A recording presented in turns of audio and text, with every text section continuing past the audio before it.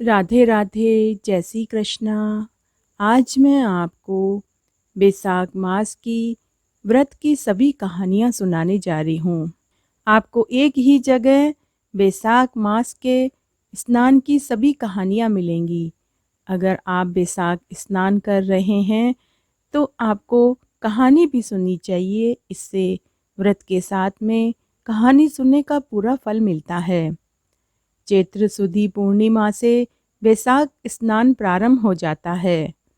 बैसाख स्नान पवित्र नदियों में, तीर्थों में, गंगा स्नान, हरिद्वार, पुष्कर, पवित्र नदियों में स्नान करना चाहिए। 31 दिन या फिर 35 दिन तक इसका पालन किया जाता है। बैसाख स्नान करने वाले को एक समय शाकाहारी भोजन करना चाहिए। कहते हैं बैसाख स्नान करने वाले मनुष्य के सभी रोग, पाप, दोष सब दूर हो जाते हैं और पुण्य मिलता है। तो आज मैं आपको बैसाख महीने की सभी कहानियाँ एक ही जगह सुनाऊंगी। तो सबसे पहले हम बैसाख में बांदरी की कहानी सुनी जाती है। मैं आज आपको सबसे पहले बैसाख महीने की बांदरी की कहानी सुनाने जा रही हूँ। एक राजा था, उसके 3 रानियां थीं, परंतु किसी भी रानी से उसे औलाद सुख नहीं मिला। तब वह राजा एक ज्ञानी पंडित के पास गया और औलाद न होने का कारण पूछा। तब पंडित ने कहा कि हे राजन, आप बैसाख माह में स्नान करें, आपको औलाद सुख जरूर मिलेगा। तब राजा ने बैसाख माह में प्रतिदिन ब्रह्म मुहूर्त में उठकर गंगा जी में स्नान करना शुरू किया। राजा का आदेश था कि मुझसे पहले गंगा जी में कोई भी स्नान नहीं करेगा। राजा जब गंगा जी में स्नान करने जाते तो उन्हें प्रतिदिन शांत जल के स्थान पर हिलता हुआ जल दिखाई देता। तो राजा को संदेह होने लगा कि निश्चय ही मुझसे पहले प्रतिदिन गंगा जी में कोई और स्नान करने आता है। तब राजा ने गंगा के तट पर पहरेदार बिठा दिए। गंगा जी के तट पर एक वृक्ष था। उस वृक्ष पर एक बंदरिया रहती थी।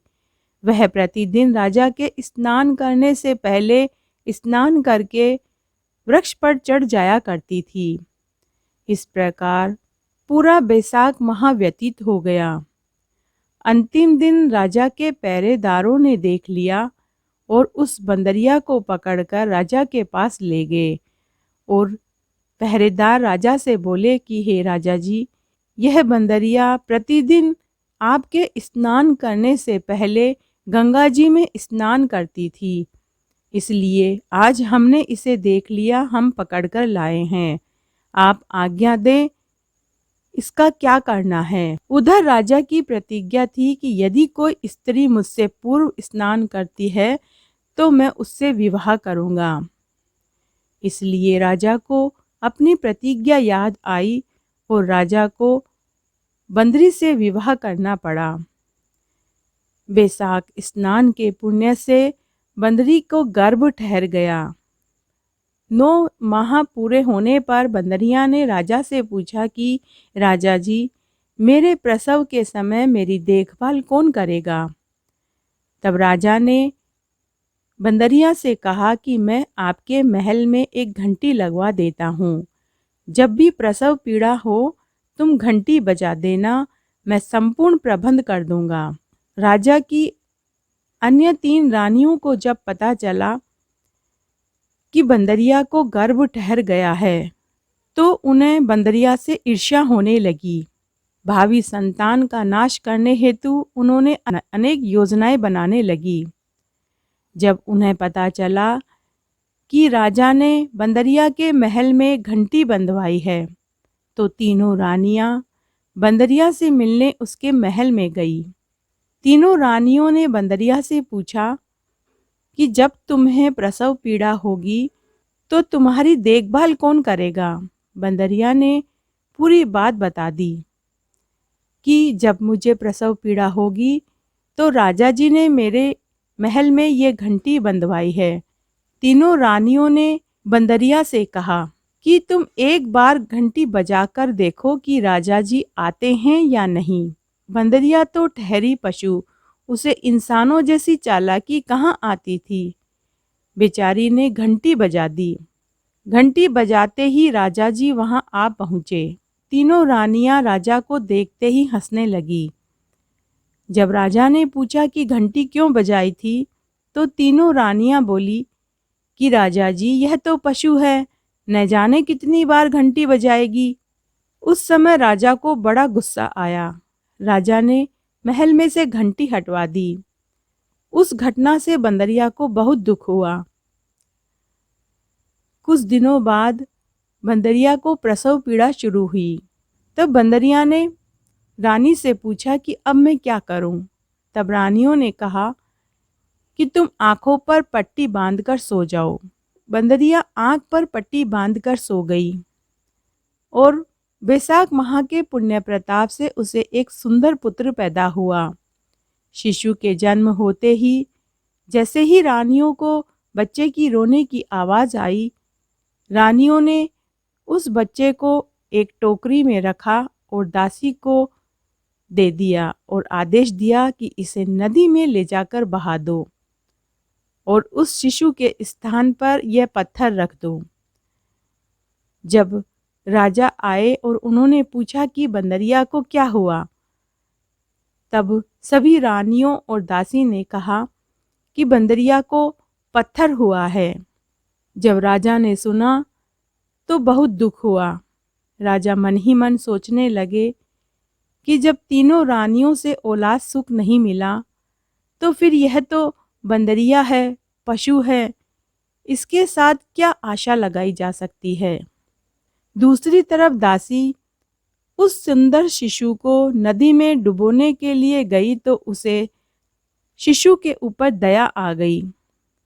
उसने उसे नदी में न बहाकर कुमार के चाक पर रख दिया।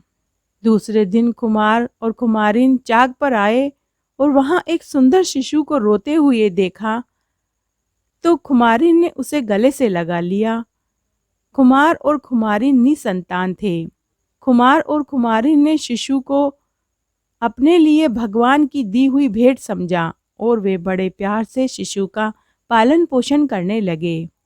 जब शिशु थोड़ा बड़ा हुआ और उसे ज्ञात हुआ कि वह रानी बंदरी का पुत्र है और रानियों ने उसे मरवाना चाहा था, तब एक दिन वह बालक कुमार के बनाए हुए मिट्टी के हाथी घोड़े लेकर पनघट पर जाकर बैठ गया और दासियों को देखकर कहने लगा, आओ रे मेरे मिट्टी के हाथी घोड़े, आओ पानी पी लो।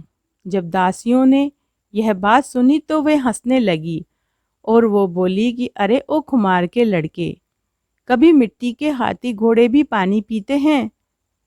इस पर कुमार का लड़का बोला कि जब बंदरिया को पत्थर पैदा हो सकता है तो मिट्टी के हाथी घोड़े भी पानी पी सकते हैं। यह समाचार दासी ने बड़ी रानियों को जाकर कहा। बड़ी रानियों ने राजा से कहकर कुमार के लड़के को देश निकाला दे दिया। कुमार का लड़का दूसरे गांव में जाकर रहने लगा। जब अगले साल चैत्र माह में गणगौर के पूजन का दिन आया तब बंदरिया का लड़का घड़े में पानी भरकर एक पेड़ के नीचे बैठ गया। उधर उस गांव की बहुत सी कुंवारी लड़कियां गणगौर पूजने के लिए वहां आई और बगीचे में खेलने और झूला झूलने लगी। थोड़ी ही देर में उन्हें पानी की प्यास लगी। उन्हें आसपास कहीं भी पानी दिखाई नहीं दिया। तब एक पेड़ के नीचे बंदरी के पुत्र से जल पिलाने के लिए कहा तो कुमार के लड़के ने उत्तर दिया। तब उस कुमार के लड़के ने कहा कि मैं तुम्हें पानी एक शर्त पर पिलाऊंगा। पानी पीती जाओ और इस पेड़ के 7 चक्कर लगाती जाओ, तभी तुम्हें पानी पिलाऊंगा। पहले तो उन सभी कन्याओं ने मना किया, लेकिन उन्हें प्यास बहुत तेज लग रही थी तो वो मान गई। वे पानी पीती गई और उस पेड़ के 7 चक्कर लगाती गई। फेरे देने के कारण सारी लड़कियां उसके साथ ब्याही गई। फिर वो घर आ गई। 4-6 महीने निकले, उन सभी लड़कियों के सावे नहीं निकल रहे थे। कोई देखने भी नहीं आया। सभी कहने लगे कि ऐसा क्या हुआ कि कोई देखने भी नहीं आता है और इनका सावा भी नहीं निकल रहा है। उन लड़कियों के माता पिता को चिंता होने लगी। तब उनके माता पिता ने उन लड़कियों की जन्म कुंडली एक ज्योतिष्य को दिखाई। तब उस ज्योतिष्य ने उन लड़कियों की कुंडली को देखकर कहा कि इन लड़कियों की शादी तो हो चुकी है। माता पिता को बहुत आश्चर्य हुआ।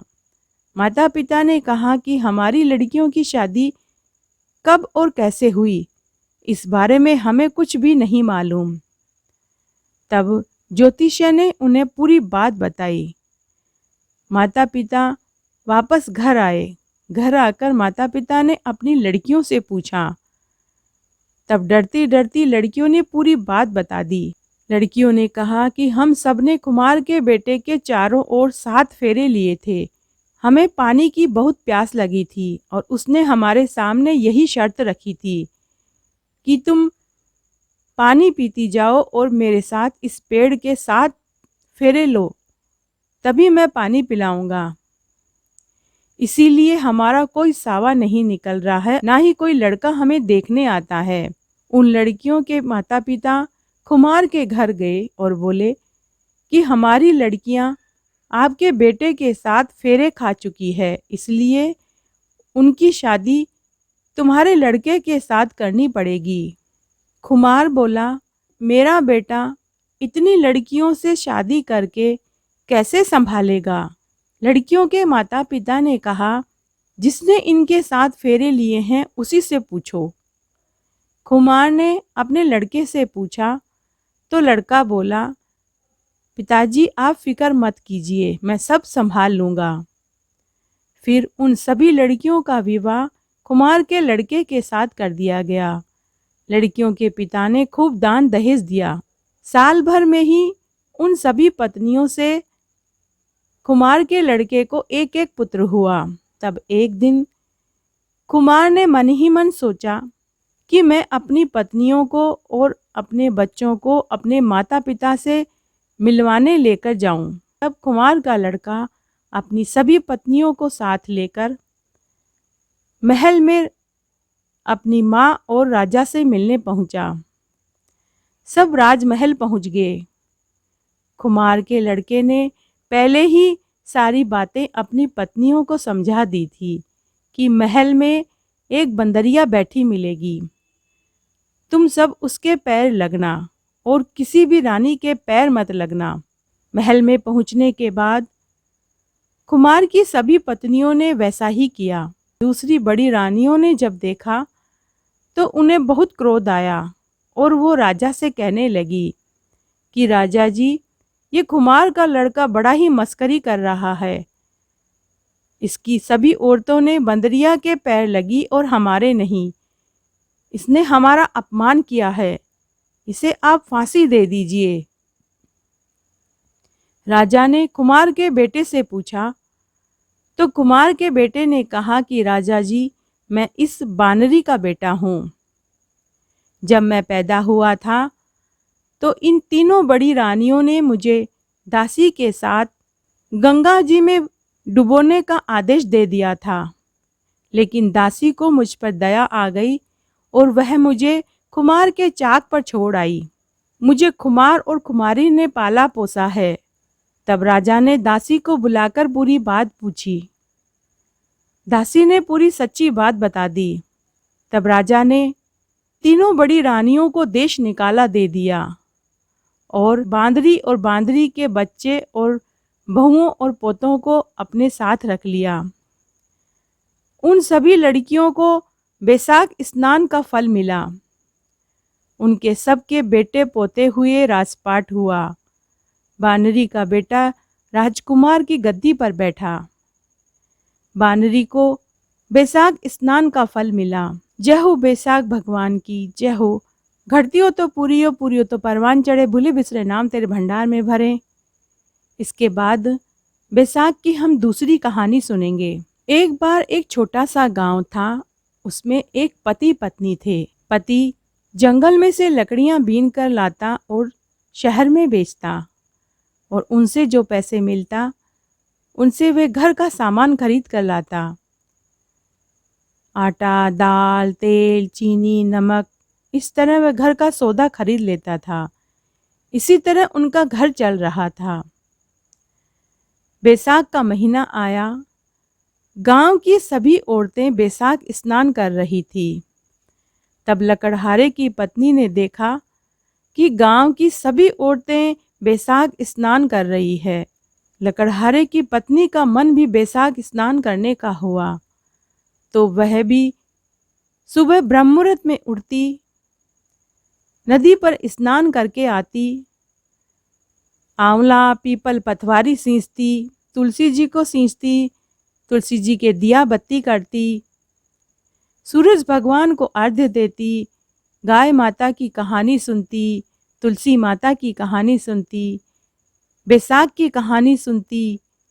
इस तरह वो अपना दिन बिताने लगी और साथ ही अपने पति की लकड़ियों के गट्ठर में से रोज एक लकड़ी निकालकर अलग रख देती। इस तरह लकड़हारे की पत्नी रोज ऐसा करने लगी। ऐसा करते करते एक महीना पूरा हो गया।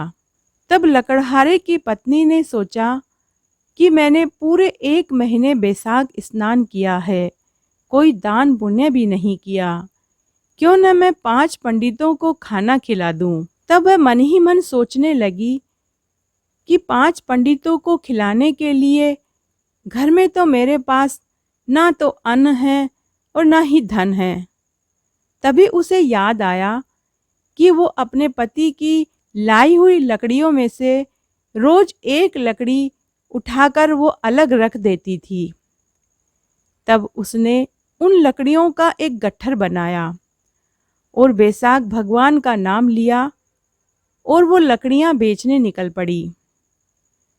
बैसाख भगवान का नाम लेकर उसने कहा कि हे भगवान, इन लकड़ियों के जल्दी से अच्छे दाम मिल जाए तो मैं 5 पंडितों को खाना खिला दूं। बैसाख भगवान का नाम लेने से सभी लकड़ियां चंदन की हो गई। जब वह गांव में लकड़ी बेच रही थी तो रास्ते में राजा का महल आया। वह जोर जोर से आवाजें लगा रही थी, लकड़ियां ले लो, लकड़ियां ले लो, लकड़ियां ले लो। महल के बाहर पहरेदार खड़े थे। लकड़हारे की पत्नी ने पहरेदारों से कहा कि अरे भाई, ये लकड़ियां खरीद लो। पहरेदारों ने कहा, कितने में बेच रही है? तब लकड़हारे की पत्नी बोली कि कीमत तो मुझे लगानी आती नहीं है, मुझे तो इतना पैसा मिल जाए कि मैं 5 पंडितों को खाना खिला सकूं। तभी राजमहल में से राजा और रानी भी बाहर आ गए। राजा और रानी ने पूछा कि कौन है? पहरेदारों ने कहा, राजा जी, एक औरत लकड़ियां बेचने आई है। राजा ने कहा कि वो लकड़ियां कितने में दे रही है? पहरेदारों ने कहा, उसे ज़्यादा पैसे नहीं चाहिए, सिर्फ वो 5 पंडितों को खाना खिला दे, इतने पैसे मांग रही है। राजा और रानी ने कहा कि उसकी सभी लकड़ियां खरीद लो। तब राजा के पहरेदार आटा, दाल, तेल, नमक, चीनी, साथ में रुपए भी उसको देकर आए। तब लकड़हारे की पत्नी ने दाल बाटी और चूरमा बनाया और 5 पंडितों को खाना खिलाया और दक्षिणा दी और पांव छूकर उनसे आशीर्वाद लिया। जैसे ही ब्राह्मणों को खाना खिलाया तो बैसाख भगवान के आशीर्वाद से उसकी झोंपड़ी महल में बदल गई। रसोई में तरह तरह के व्यंजन तैयार हो गए। घर में अन्न धन का ढेर हो गया। शाम को लकड़हारा वापस आया। जब उसे झोंपड़ी दिखाई नहीं दी तो उसने पड़ोसन से पूछा कि मेरी झोंपड़ी कहाँ गई? पड़ोसन बोली, तुम तो लकड़ियां बेचते रहते हो और तुम्हारी पत्नी पता नहीं क्या क्या करती रहती है, कभी बैसाख स्नान करती है, कभी पीपल पतवारी पूजती है। आज तो उसने ब्राह्मणों को जिमाया है, साथ में दक्षिणा भी दी है। तभी लकड़हारे की पत्नी को अपने पति की आवाज़ सुनाई दी तो वह घर से बाहर आई और वह बोली कि आ जाइए, यही अपना घर है। पति को पहले से ही गुस्सा आ रहा था। लकड़हारा बोला, तूने चोरी की, डाका डाला, क्या किया? इतना धन कहाँ से आया? तब लकड़हारे की पत्नी बोली कि मैंने बैसाख स्नान किया था, बड़ पीपल सींचा, पीपल पथवारी सींची, तुलसी माता को सींचा, तुलसी जी के दिया बत्ती किया, सूरज भगवान को अर्घ्य दिया और आज मैंने 5 ब्राह्मणों को जिमाया। लकड़हारा बोला, वो सब ठीक है, लेकिन तेरे पास इतने पैसे कहाँ से आए? तब लकड़हारे की पत्नी बोली कि रोज आपकी लाई हुई लकड़ियों में से मैं एक लकड़ी रोज निकालकर अलग रख देती थी। मैंने उन्हीं लकड़ियों को राजा को बेच दिया और राजा ने घर का सारा खाने पीने का सामान भिजवा दिया और बैसाख भगवान की कृपा से हमारा घर महल में बदल गया और घर में अन्न धन के भंडार भर गए। जब पति को अपनी पत्नी की बात पर तसल्ली हो गई तो वह बहुत खुश हुआ। दोनों पति पत्नी ने साथ बैठकर महल में खाना खाया। तो हे भगवान, जैसे आप उन पति पत्नी के ऊपर प्रसन्न हुए वैसे सबके ऊपर होना, कहने वाले के, सुनने वाले के और हुकारा भरने वाले के। घटती हो तो पूरी हो तो परवान चढ़े, भूले बिसरे नाम तेरे भंडार में भरे। आज मैं आपको पीपल पतवारी की कहानी सुनाने जा रही हूँ। एक गांव में एक गुजरी थी। उसने अपनी बहू से कहा कि तू दूध दही बेचा, तो वह दूध दही बेचने चली गई। वहाँ पर औरतें पीपल पतवारी सींच रही थी। वो उनके पास जाकर बैठ गई और औरतों से पूछने लगे कि तुम सब ये क्या कर रहे हो? तो औरतें बोली कि हम पीपल पतवारी सींच रहे हैं। तो उसने पूछा कि इससे क्या होता है? औरतों ने जवाब दिया कि इसको करने से अन्न धन के भंडार बढ़ते हैं, वर्षों का बिछड़ा हुआ पति मिलता है। तो गुजरी ने कहा कि तुम तो पानी से सींच रही हो, मैं दूध दही से सींचूंगी। और वो जो बेचने का दूध दही लाती थी उससे वह रोज पीपल पतवारी सींचने लगी। शाम को सास ने कहा कि तू दूध दही बेचकर आई थी, पैसे कहाँ हैं? तब बहू ने कहा महीना निकलने के बाद एक साथ दे देगी। पूनम के दिन गुजरी की बहू पीपल पतवारी के पास धरना देकर बैठ गई और पीपल पतवारी से बोली कि अब तू ही बता मैं क्या करूं? पीपल पतवारी ने पूछा कि मैं क्या बताऊं? उसने कहा मेरी साथ दूध दही के पैसे मांग रही है। तो पीपल पतवारी ने कहा तो मेरे पास तो पैसे नहीं हैं। अगर तुझे चाहिए तो यहाँ देख, डंडे, पान, पत्ते, फूल पड़े हैं, इनको ले जा। शाम को सास ने पूछा पैसे लाई? तो गुजरी ने कहा कि हाँ मैं ले आई हूँ, कट्टे के अंदर पड़े हैं। सास ने कट्टा खोलकर देखा तो उसमें हीरे मोती जगमगा रहे थे, खूब सारे धन दौलत पड़े थे। सास बोली बहू इतना पैसा कहाँ से लाई? तो बहू ने आकर देखा तो बहुत धन पड़ा था। तब गुजरी की बहू ने कहा कि सासू जी, मैंने तो एक महीने दूध दही से पीपल पतवारी सींची थी, मैंने उससे धन मांगा था, उन्होंने ये सब मुझे दिए हैं।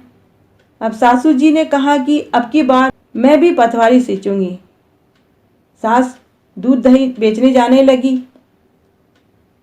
वह पूरा दूध दही बेचने के बाद जो उसमें थोड़ा सा दूध बचता था उसमें पानी डालकर वो पीपल पतवारी सींचने लगी। पूरा महीना निकल गया। महीना निकलने के बाद सास ने बहू से कहा बहू तू मेरे से पैसे का हिसाब मांग। बहू ने कहा नहीं आप बड़े हो, मैं क्यों मांगू आपसे पैसे का हिसाब? सास ने कहा नहीं तू मांग। तू मांगेगी नहीं जब तक मैं पीपल पतवारी से कैसे पैसे मांगूंगी? बहू ने कहा ठीक है सासू जी, दूध दही के पैसों का हिसाब दो। अब सासू पीपल पतवारी के पास जाकर बैठ गई और उसने कहा कि अब मुझे भी तू पैसे दे।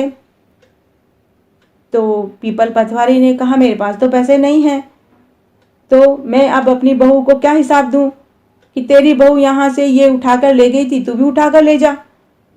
सासू ने वहाँ से फूल जो वहाँ पे पड़े थे, पत्ते, वो सब भर लिए, लाकर उसने अलमारी में रख दिए। अब बहू ने कहा कि सासू जी आप पैसे ले आए? सास ने कहा, हाँ ले आई, वो मेरे पैसे हैं, मैंने उन्हें अलमारी में रख दिया। बहू ने जैसे ही खोलकर देखा तो उसमें कीड़े मकोड़े, कचरे, सांप, बिच्छू नजर आए। बहू ने सास से कहा कि माताजी ये क्या है? तब सास ने कहा कि पीपल पतवारी ने मेरे साथ दोगला किया है, तुझे तो हीरे जवाहरत दिए और मुझे ये दिए हैं। तब बहू ने सास से कहा कि देखा देखी कभी नहीं करनी चाहिए, आपने मेरी देखा देखी करी, इस वजह से आपके साथ यह हुआ है। बहू ने निस्वार्थ भाव से सेवा की थी, इसलिए उसे सोने चांदी हीरे जवाहरत मिले, लेकिन सासू धन की भूखी थी। वो बचे हुए दूध में पानी मिलाकर पीपल पतवारी सींचती थी। जिसका जैसा भाव होता है उसे वैसा ही मिलता है। तो हे पीपल भगवान, पतवारी माता, जैसे आप बहू के ऊपर टूटे वैसे सबके ऊपर टूटना। कहने वाले को, सुनने वाले को और हुकारा भरने वाले को। घटती हो तो पूरी हो, पूरी हो तो परवान चढ़े, भूले बिसरे नाम तेरे भंडार में भरे। सूरज भगवान की कथा। एक बार एक गांव में एक ब्राह्मण पति पत्नी थे। ब्राह्मण सूरज भगवान का परम भक्त था। ब्राह्मण रोज ब्रह्ममुहूर्त में उठता, तालाब पर स्नान करने जाता और सूर्य भगवान को अर्घ्य देता और रोज सूरज भगवान की पूजा किया करता था। ब्राह्मण घर में जब पूजा करता तो ब्राह्मणी उसे बार बार ताने मारा करती थी, क्योंकि ब्राह्मण कमाता नहीं था। ब्राह्मण ब्राह्मणी के तानों से परेशान होकर पूजा की सामग्री लेकर जंगल में चला जाता और वहां एक सूखे पीपल के नीचे बैठकर पूजा पाठ करता और सूरज भगवान की कथा कहता और सूरज भगवान को अर्घ्य देता था। पीपल का पेड़ सूखा था। पीपल के पेड़ के पास में ही एक तालाब था जिसमें थोड़ा सा ही पानी था।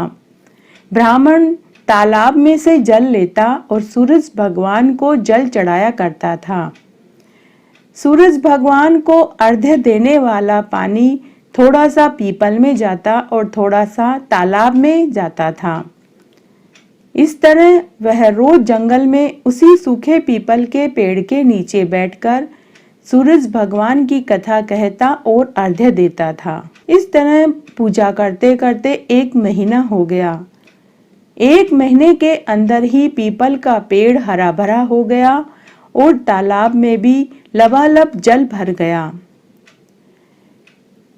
एक दिन जब वह पीपल के पेड़ के नीचे बैठकर सूरज भगवान की कथा कह रहा था, तब उसे एक आकाशवाणी सुनाई दी। आकाशवाणी ने कहा कि अरे ब्राह्मण, मैं तेरी पूजा से प्रसन्न हूँ, तू अपने लिए कोई वर मांग ले।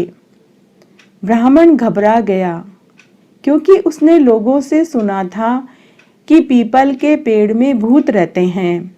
रोज वह पूजा करता तब उसे रोज यही आवाज आती। आकाशवाणी सुनकर उसे चिंता होती और वह दुबला होने लगा। चिंता के मारे उसे रात भर नींद नहीं आती और वह कमजोर होने लगा। एक दिन ब्राह्मणी ने ब्राह्मण से कहा कि मैं रोज आपको घी की रोटी खिलाती हूँ, रोज अच्छा खाना देती हूँ, फिर भी आप दुबले क्यों होते जा रहे हो? तब ब्राह्मण ने ब्राह्मणी को पूरी बात बताई। तब ब्राह्मणी ने कहा, आपकी पूजा करने से सूर्य भगवान खुश हुए हैं, वे आपको वर मांगने के लिए कह रहे हैं, तो आप उनसे वर मांग लीजिए। ब्राह्मण ने कहा कि मुझे मांगना नहीं आता, मैं क्या मांगू? ब्राह्मणी बड़ी होशियार और चतुर थी। ब्राह्मणी ने कहा कि जैसा मैं कहती हूँ वैसा ही आप सूरज भगवान से मांग लेना। आप उनसे कहना, नौखंडी मकान दो, सोने के पलने में पड़पोते दास दासियों द्वारा खिलाते हुए देव, राजपाट दो, लंबी उम्र दो, बेटे पोते बहू दो, धन दो, सभी चीजें दो, इससे हमें सब मिल जाएगा। दूसरे दिन ब्राह्मण वापस जंगल में पीपल के पेड़ के पास बैठकर कथा कर रहा था, तब उसे वापस आकाशवाणी सुनाई दी। आकाशवाणी ने कहा कि अरे ब्राह्मण, मैं तेरी पूजा से प्रसन्न हूँ, तू अपने लिए कोई वर मांग ले। ब्राह्मण ने वही मांगा जो उसकी पत्नी ने उसे समझाया था। सूरज भगवान ने कहा कि ब्राह्मण, दिखने में तो तू बहुत भोला दिखाई देता है, लेकिन तूने तो सब कुछ मांग लिया है। सूरज भगवान ने कहा, तथास्तु, जो तूने मांगा है वो सब तुझे मिलेगा। ब्राह्मण जंगल से घर आया तो देखा टूटी फूटी झोपड़ी की जगह नौखंडी महल खड़ा था। दास दासी खड़े थे, नौकर चाकर खड़े थे, घोड़ा गाड़ी बंगला नौकर चाकर सब हो गया था और उसकी पत्नी खूब सारे गहने पहनकर सज धज कर बैठी हुई थी। तब उसकी पत्नी ने अपने पति को आवाज लगाई कि आ जाओ, यही अपना घर है। सूरज भगवान की कृपा से सब कुछ हो गया। ब्राह्मण ने कहा, हम इतने धन का क्या करेंगे? ब्राह्मणी ने कहा, धन से क्या नहीं होता, दान पुण्य यज्ञ होम करेंगे और सबको खाना खिलाएंगे और सब ब्राह्मणों को जिमाकर सोने का टका दक्षिणा में देंगे। नगर के लोग राजा के बदले ब्राह्मण की जय बोलने लगे। चुगलखोर लोगों ने राजा से चुगली कर दी। उन्होंने कहा कि राजा जी, आजकल नगर में आपके बदले लोग ब्राह्मण की जय बोल रहे हैं। राजा ने ब्राह्मण को बुलाया और पूछा कि कल तक तो तेरे पास खाने को रोटी तक नहीं थी, आज इतना धन कहां से आया? लोग मुझे भूलकर तेरी जय बोल रहे हैं, बता इतना धन कैसे हुआ? चोरी की, डाका डाला, क्या किया? ब्राह्मण ने कहा कि मेरे ऊपर तो सूर्य भगवान प्रसन्न हुए हैं। राजा ने कहा, मेरे पुत्र नहीं हैं, अगर तू सच कह रहा है तो मैं भी सूर्य भगवान की पूजा करूंगा और व्रत करूंगा। तब ब्राह्मण ने राजा को व्रत की पूरी विधि बता दी। राजा ने वैसा ही किया जैसा ब्राह्मण ने कहा था। 9 महीने में ही रानी को एक सुंदर पुत्र पैदा हुआ। अब राजा को भी सूर्य भगवान की महिमा का पता लग चुका था। तब राजा ने पूरे नगर में ढिंडोरा पिटवा दिया कि सभी सूर्य भगवान की पूजा करें, कहानी सुने। जय हो सूर्य भगवान की जय। चॉकलेट मम्मी से मैं सीमा दाबाई आपका स्वागत करती हूँ। आज मैं आपको तुलसी जी की कहानी सुनाने जा रही हूँ। ये सच्ची कहानियों में से एक कहानी है। बहुत पुरानी बात है। एक नगर में एक साहूकार अपनी माँ, पत्नी व बेटी सावित्री के साथ रहता था। उसकी पत्नी व बेटी धार्मिक विचारों वाली थी। पत्नी रोज ब्रह्म मुहूर्त में उठती, आंगन बुहारती, नहा धोकर तुलसा जी सींचती, सूर्य भगवान को अर्घ्य देती, ठाकुर जी की सेवा करती, भोग लगाती। उसकी बेटी सावित्री भी अपनी माँ के साथ साथ पूजा पाठ किया करती थी। उसके बाद ही वो स्कूल जाती थी। सभी बहुत सुखी थे, लेकिन भगवान को कुछ और ही मंजूर था। अचानक साहूकार की पत्नी अज्ञात बीमारी से चल बसी। अब सावित्री अपनी बूढ़ी दादी व पिता के साथ खुश रहने की कोशिश करने लगी। एक दिन परिवार वालों के जोर देने पर साहूकार ने दूसरी शादी कर ली। सौतेली माँ कुछ समय तो सही रही, लेकिन साल भर बाद जब उसकी खुद की लड़की गीता हो गई तो उसने सावित्री से सौतेला व्यवहार करना शुरू कर दिया। सावित्री का स्कूल भी बंद करा दिया।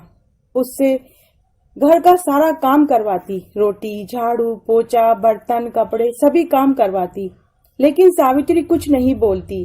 वह घर का सारा काम खुशी खुशी करती, साथ ही पूजा पाठ करती, तुलसा जी सींचती, सूर्य भगवान को अर्घ्य देती, सुबह शाम दीपक करती और तुलसा जी की 5 परिक्रमा रोज किया करती थी।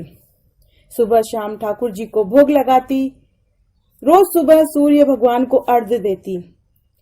वो रोज अपनी दादी के पास सोती और उसकी दादी सारा प्यार अपनी पोती सावित्री पर उड़ेल देती। लेकिन भगवान ने सावित्री के साथ जैसे परीक्षा लेना ही सोच रखा था। एक दिन दादी भी चल बसी। सावित्री के पिता बड़े लाचार थे। वो अपनी पत्नी को बहुत समझाते कि सावित्री के साथ दुर्व्यवहार ना करे, लेकिन उसकी पत्नी पर जूं भी नहीं रेंगती थी। अब सावित्री शादी लायक हो चुकी थी। सौतेली माँ ने उसके लिए गरीब से गरीब घर ढूंढा, उसके हाथ पीले कर दिए। पिता ने खूब आशीर्वाद दिया। और बहुत अच्छी शिक्षा देकर अपनी बेटी सावित्री को विदा किया। जब ससुराल जाने लगी तो सौतेली माँ ने उससे कहा, अरे जाते जाते अपनी तुलसी का पौधा लेती जाना, मेरे पास समय नहीं है इतना कि मैं रोज तेरी तुलसी जी की पूजा पाठ करूं। सावित्री ने अपनी तुलसी जी का पौधा उठा लिया और ससुराल आ गई। उसी समय माँ लक्ष्मी साहूकार के घर से सावित्री के साथ उसके ससुराल में आ गई। ससुराल में बहू के प्रवेश के साथ ही खुशियों ने दस्तक दे दी। उसके पति को बहुत अच्छी सरकारी नौकरी मिल गई। ससुर कोर्ट केस में जीत गए। सास की बीमारी ठीक हो गई। नंदों की शादियां हो गई और सावित्री को भी बहुत 2 सुंदर बेटे हुए। सावित्री नगर सेठानी कहलाने लगी। माँ तुलसा के आशीर्वाद से घर में सुख समृद्धि बढ़ गई। दूसरी तरफ उसकी सौतेली माँ के साथ बहुत बुरे हाल हुए। साहूकार कर्जे में डूब गया, कारोबार ठप हो गया, दिवालिया घोषित हो गया। भगवान माँ तुलसी जैसे आप सावित्री के ऊपर अपना आशीर्वाद बनाए रखा, वैसे सबके ऊपर बनाए रखना। कहने वाले को, सुनने वाले को और हुकारा देने वाले को। घटती हो तो पूरी हो, बुरी हो तो परवान चढ़े, भूले बिसरे नाम तेरे भंडार में भरे। तो आज मैंने आपको तुलसी जी की कहानी सुनाई है। तो अगर आप रोज तुलसी जी की पूजा करते हैं तो आपको कहानी भी जरूर सुननी चाहिए। इससे आपको तुलसी पूजा का पूरा फल मिलता है और साथ ही पूरा तुलसी माँ का आशीर्वाद भी मिलता है। एक गांव में एक साहूकार सेठ सेठानी थे। साहूकार को एक बेटा और एक बहू थी। बहू रोटी बनाकर जब बर्तन मांजकर गंदा पानी और कचरा फेंकने के लिए घर से बाहर जाती तो आस पड़ोस की औरतें उससे पूछती कि आज खाने में क्या खाया, तो वह कहती बासी कुसी खाया। एक दिन जब वह बर्तन मांजकर पानी और कचरा फेंकने के लिए बाहर गई तब औरतों ने उससे फिर पूछा कि आज खाने में क्या खाया। उसने फिर कहा बासी कुसी खाया। उस दिन साहूकार के बेटे ने अपनी पत्नी की बात सुन ली। वह मनी मन सोचने लगा कि अभी अभी तो ताज़ा खाना खाया था, फिर इसने पड़ोस की औरतों को ऐसा क्यों कहा कि बासी कुसी खाया है। दूसरे दिन उसने अपनी माँ से कहकर खीर खांड का भोजन बनवाया। साहूकार पति पत्नी और उसके बेटा बहुओं ने प्रसन्नता से बैठकर खीर खांड का भोजन किया। उस दिन जब बहू बर्तन मांजकर कचरा फेंकने बाहर गई तो उसके पति ने उसका पीछा किया। उस दिन जब औरतों ने उससे पूछा कि आज तुमने खाने में क्या खाया, तब उसने फिर कहा बासी कुसी खाया। उस दिन उसके पति को उसके ऊपर बहुत गुस्सा आया। वो मनी मन सोचने लगा कि अभी अभी तो खीर खांड का भोजन खाया है और फिर भी ये पड़ोस की औरतों को कह रही है कि ये बासी कुसी खाना खाकर आई है। इसका क्या मतलब है? इस बात को समझने के लिए वह रात का इंतजार करने लगा और जब रात को बहू कमरे में आई, आते ही उसके पति ने उससे पूछा कि तूने आज खीर खांड का भोजन खाया, और फिर जब पड़ोस की औरतें तेरे से पूछ रही थी कि तुमने क्या खाया तो तूने कहा कि बासी कुसी खाया। तूने ऐसे क्यों बोला? तब बहू हंसते हुए और मुस्कुराते हुए बोली कि आपके दादा परदादाओं की कमाई हम खा रहे हैं, आप तो कमाते नहीं हो, मेरे लिए तो वह खाना बासी कुसी ही हुआ है। यह सुनकर लड़के को बात की गहराई समझ में आई। दूसरे दिन जब वह सोकर उठा तो उसने अपनी माँ से कहा कि माँ, मैं परदेश कमाने जाऊँगा। माँ ने कहा कि बेटा, हमारे पास इतना धन है कि 7 पीढ़ी बैठकर खाए तब भी धन खत्म नहीं होगा, तो तुम कमाने क्यों जाना चाहते हो? लेकिन बेटे ने जिद पकड़ ली और बोला कि माँ, मैं तो परदेश कमाने जाऊँगा। माँ ने कहा ठीक है। तब बेटा परदेश कमाने चला गया। परदेश में उसे एक सेठ के यहाँ नौकरी मिल गई। कुछ ही दिनों में वह सारा काम काज संभालने लगा। सेठ ने अपना सारा कारोबार उसके ऊपर सौंप दिया और वह खुद तीर्थ यात्रा पर चला गया। इधर ससुराल में सास ने बहू से कह रखा था कि दिए की बुझावे तो चूल्हे की मत बुझाना और चूल्हे की बुझावे तो दिए की मत बुझाना। लेकिन एक दिन दोनों ही अग्नि बुझ गई। तब बहू पड़ोस में अग्नि लेने गई। उसने देखा कि पड़ोस की औरतें किसी माता का पूजन कर रही थी। उसने पूछा कि किस माता का पूजन कर रही हो और किसका व्रत है और इसके करने से क्या फल मिलता है। तो पड़ोस की औरतें बोली कि हम चौथ माता का व्रत और पूजन कर रहे हैं। इस व्रत को करने से बिछड़ों का मिलन होता है, निपुत्रों को पुत्र प्राप्त होता है, कुंवारों के ब्याह होते हैं, घर में अन्न धन के भंडार भरते हैं। इस पर साहूकार की बहू ने कहा कि मेरा पति भी परदेश कमाने गया है, बहुत समय हो गया है, वो अभी तक वापस नहीं आए हैं। मैं भी चौथ माता का व्रत करना चाहती हूँ, लेकिन मेरी सास मुझे बाहर आने ही नहीं देती। मुझे कैसे पता लगेगा कि किस दिन चौथ का व्रत है। इस पर औरतों ने कहा कि तुम रोज एक डिबिया में एक गेहूं का दाना रखती जाना। जिस दिन 30 दाने पूरे हो जावें उसी दिन व्रत रख के शाम को चौथ माता का पूजन करके रात्रि को चंद्रमा को अर्घ्य देकर फिर खाना खा लेना। साहूकार की बहू पड़ोस की औरतों के कहे अनुसार व्रत करने लगी। व्रत करते करते बहुत समय बीत गया। तब साहूकार की बहू ने चौथ माता से प्रार्थना की कि हे चौथ माता, अगर मैंने आपके व्रत पूरी सच्ची निष्ठा से किए हैं तो मेरा पति वापस आ जाए। चौथ माता ने सोचा कि यदि इसकी नहीं सुनेंगे तो किसकी सुनेंगे, कलयुग में हमें कौन मानेगा। तब चौथ माता ने साहूकार के बेटे को स्वप्न में जाकर दर्शन दिया। अरे ओ साहूकार के बेटे, सो रहा है या जाग रहा है। साहूकार के बेटे ने कहा कि न जाग रहा हूँ न सो रहा हूँ, चिंता में पड़ा हूँ। इस पर चौथ माता ने कहा कि अब सारी चिंता छोड़, तू तेरे घर जा और अपने घर की सुध ले।